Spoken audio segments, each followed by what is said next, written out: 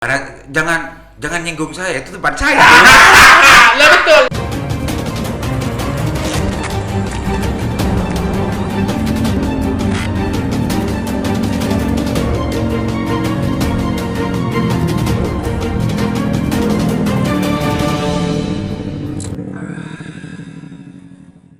Karena sebelum saya punya pendidikan, saya kan di Surabaya, Pak Liman.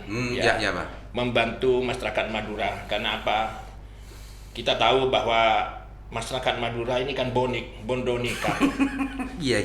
Jadi kalau sudah punya keinginan ya ingin merubah nasib, kadang-kadang masyarakat Madura itu lubang kecil pun diterabas. Iya. Datang ke kiainya, pamit, Pak Kiai, saya ingin merubah nasib. Saya mau ke Surabaya atau saya mau ke Kalimantan atau ke provinsi mana gitu deh. Itu. Ini semangat daripada orang Madura. Apapun dia kerjakan, luar biasa orang Madura itu. Apapun dia kerjakan. Ya, mau jual apa, kayak rokok, mau jual apa, sayuran, semua bisa dikerjakan orang Madura. Namun ya sayang gitu, orang Madura itu sisi pengetahuan hukum. Dia itu memang kelas menengah ke bawah, tidak mengerti apa-apa. Kadang-kadang jalan itu ditempati untuk jualan. Sehingga apa? Betul-betul merepotkan kepada penguasa. Di situ. Iya kan? Seperti kalau di Surabaya itu merepotkan wali kota. Bagaimana untuk bisa meraih Adiputra? Apa Adipura ya? Adipura. Sementara di pinggir jalan ditempati orang Madura. Ini orang Madura seperti itu. Di mana-mana, Bang? Di mana-mana. Itu bentuk keuletannya sebetulnya, Bang.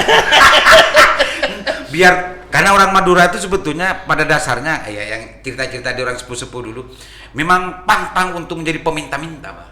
Sebetulnya apapun dilakukan meskipun sama Iya. Apapun dilakukan mereka Madura. Bener ya, Lima. Gitu. Jadi kaitannya dengan Formabes itu Abah dalam rangka untuk bagaimana memberikan penyadaran atau memang membuat sebuah sarana silaturahim antar masyarakat Madura yang ada di perantauan gitu maksudnya, Pak? Formabes ini saya mengumpulkan pada masyarakat Madura ya, artinya ya memberikan penyerahan tentang masalah hukum ya.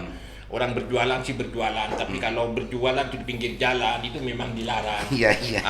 Itu pun kalau umpama yang masyarakat Madura kan kenal tambeng, gitu loh. Kalau ada peluang jual mereka Madura. Tidak hanya itu, kayak seperti Wonokromo di pantaran kali itu ditempati tidak hanya untuk berjualan, tapi ditempati tidur di situ. Bikin kemah dan sebagainya. Jangan nyinggung saya, itu tempat saya. Lah betul, di daerah Jagir itu. Saya dulu masih Joyoboyo yang dulu ya, yang dulu. Orang kan turun di sana itu yang jual obralan dekat kali menuju ke ke Jagir yang mau ke jembatan. Ya, itu saya punya setan sekitar 3 meteran di situ, Pak. Iya. Waktu kuliah saya dulu di sana. Betul. Ya di situ. Nah, pada saat dari Bu Risma, wali kota itu mengumumkan bahwa itu harus digusur, dieksekusi, dia bingung. Bagaimana tidak? Uang tempat itu sekaligus ditempati untuk tempat tidur. Sekarang sudah rapi, Pak. Sekarang sudah jago. Lah, pada saat itu dia sambat, mana sesepuh saya, mana tokoh saya. Di situ Formabes hadir. Formabes hadir di situ. Formabes hadir ya, apa yang bisa kita bantu gitu. Ya. Pernah sejarah ya, peristiwa kayak seperti di Keputran. Dan di daerah Genting, di situ masyarakat Madura ini dieksekusi, ya terusir dari daerahnya ya melawan satu orang gitu ya. Namun pada saat di pengadilan Arjuno dimenangkan oleh masyarakat Madura, tapi pada saat ke MA banding di situ itu orang Madura kalah. Maklum karena tidak ada uangnya, ya harus diakui seperti itu. Padahal itu 5.000 masyarakat Madura. Di situ ada musola, di situ ada masjid, di situ ada panti asuhan anak yatim, itu ada madrasah itu. Ya karena sudah putusan MA, mau tidak mau itu harus digusur. Dan harus Formabes turun untuk bagaimana menyadarkan. Di situ Formabes turun di situ untuk menyadarkan. Iya, membantu pada masyarakat Madura di situ. Karena mayoritas masyarakat di situ adalah masyarakat Madura. Seperti yang di Keputran. Keputran ini jalan ditutup 30 tahun. ditutup. Bah, di putaran itu di bawah Di Keputaran. kalau malam minggu, di bawah jembatan apa namanya? Iya, iya. Apa namanya itu? Di Keputaran itu di Kayun itu loh, di Kayun. Iya, Kayun. Di situ saya jual kato waktu itu. Pelakunya ini sudah ketahuan ini. Dan sekarang sudah menjadi jalan, Pak, sekarang, Pak. Ya. Sudah menjadi jalan. Jadi itu peristiwa besar dia. Itu luar biasa kekompakan daripada masyarakat Madura. Iya, Di Keputaran itu. 30 tahun dia menempati jalan ditutup sama orang Madura. Jadi Dan pada saat perintah daripada wali kota itu akan ditertibkan, Pak. ditertibkan di situ. Itu mengadakan perlawanan orang Madura. Lah disitulah pasukan Madura di depan itu adalah bagian perempuan-perempuan pegang bambu runcing. Bagian belakang bongkahan batu dan bom molotov termasuk celurit.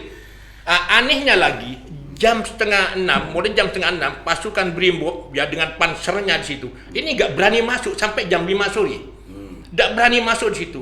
Kan orang Madura betul-betul semangat dan betul-betul ingin mempertahankan situ. Menampakkan kemokongannya itu. Disitulah Formabes turun di situ. Apa yang bisa dibantu? Gitu loh untuk masyarakat kita, masyarakat Madura. Nah, itu. Artinya Formabes itu sebetulnya memang untuk sarana silaturahim dan Abah adalah penggagas dan juga sekaligus menjadi ketua, Abah ya. Jadi saya bukan penggagas. Jadi Formabes itu Forum Madura Bersatu itu adalah keinginan dari ada Bapak Muhammad Nur, mantan gubernur, sesepuh kita. Pada saat pasca peristiwa Sambah dan Sampit. Malah pada waktu itu Pak Nur mengatakan, coba bentuk organisasi. Pak Nur, apa tidak sebaiknya saya pakai Ikamra? Kan Ikamra itu juga dengan adik saya Haji Badri gitu loh. Nggak usah, buka sendiri aja gitu. Namanya apa Pak Nur? Forum Madura Bersatu. Persatukan orang Madura itu. Tidak hanya di Madura, tapi semua provinsi. Manakala orang Madura bersatu, luar biasa. Jadi yang belum bisa saya laksanakan, belum. Ya. Karena bagaimanapun juga untuk membentuk untuk semua provinsi Forum Madura ini kan butuh dana. Nah ini loh. Dan sampai hari ini itu berapa cabang yang sudah terbentuk, Pak? Ya sementara kurang lebih sekitar ada 9 ya, Pak ya. 9 cabang di situ. Jadi awalnya itu memang dari perintahnya saran Bapak dari Manur.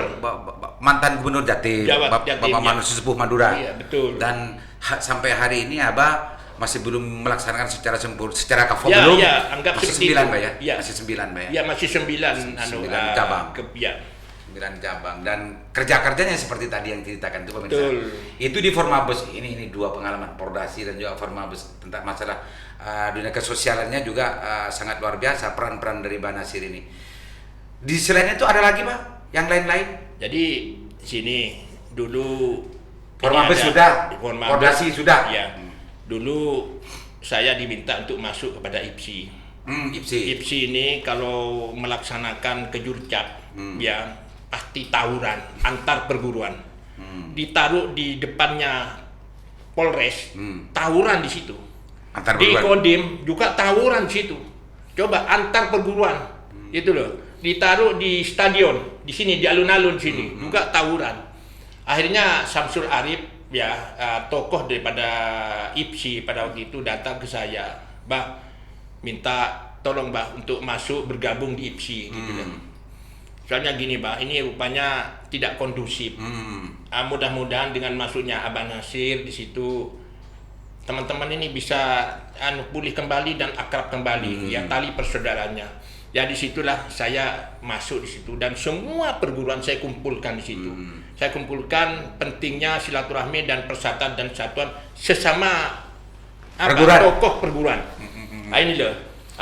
Rupanya setelah dari pertemuan itu saya tanyakan bagaimana rencana kejurcap, siap tidak untuk mengamankan? Siap, Bah.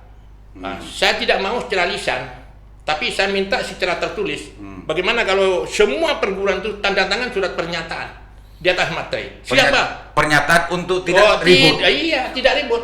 Itu lah. Setelah itu langsung surat pernyataan kita sebarkan dan tanda tangani dan langsung diadakan kejurcap. Saya lapor kepada Kapolres, Pak Kapolres, ini rencana tanggal ini, hari ini rencana ada kejurcap. Perlu berapa peleton, Bah? Perlu berapa peleton? kok pakai peletonan Pak Kapolres? Ini bukan balap kuda atau kerap sapi. Lah, Abah kan tahu sendiri kan bahwa ini sering tawuran gitu loh. Enggak, ini rupanya sudah ada penyadaran daripada semua perguruan pada pencak silat. Itu loh, untuk saling saling menjaga keamanan. Dan ini surat pernyataannya. Jadi perlu berapa? Cukup 5 orang saja Pak Kapolres. Begitu Bang. Bagaimana umpama terjadi, kami siap untuk tanggung jawab. Dan sukses acara itu, Pak ya? Wah, luar biasa sampai sekarang. Sampai sekarang. Dulu Pak Samsul Arifin, Samsul Arif. Oh, iya, mantan wartawan. Mapang IPSI memang beliau. Iya, wartawan. Kalau sekarang tanya sampai sekarang apa masih di situ? Pak, insya Allah kalau Di beliau, pembina paling karena ya? beliau itu senior ya mungkin karena faktor. Enggak, Mbak Nasir sendiri sekarang masih ada di pembina. Saya sudah keluar Pak. Sudah keluar ya? Ya, karena umur sudah tua. Iya. Karena kayaknya sekarang dipakai informasi dari Ketua KONI dipegang ada yang baru, lupa saya namanya Bang. Iya. Diundang ke sini belum ada kesempatan. Pak Edi kalau tidak salah. Pak Edi. Ya, Pak Edi. Ya. Ketua IPSI Bangkalan. Ya. Oh, ternyata di IPSI juga. Bah, kalau di sekitar Karaton, sekitar Bangkalan, saya ini kan orang sekarang. Memang saya awalnya orang desa, Pak. Iya. Tapi sekarang KTP saya sudah melajut kelurahan. Jadi orang kota juga saya. Orang desa pindah ke kota. Orang kota.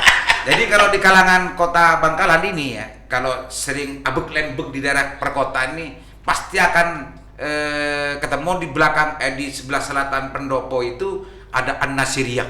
Nah, itu kan bukan dunia yang diceritakan Abah sebelumnya. Bukan dunia Formabes, bukan dunia Pordasi, bukan dunia semua itu. Lah Yayasan An-Nasiriyah itu kan Abah kan, betul Abah kan itu kan, Banasir kan itu ya. Yayasan An-Nasiriyah. Yayasan An-Nasiriyah. Jadi Banasir juga gitu. Iya. Dan di situ kayaknya bukan sekolah biasa, tapi sekolah di luar Pakem Bangkalan. Iya. Luar Pakem Bangkalan. Ceritakan dong, Mbah, itu di dunia persekolahan itu gimana ceritanya kok Abah kok bisa terpanggil untuk mengelola pendidikan semacam itu?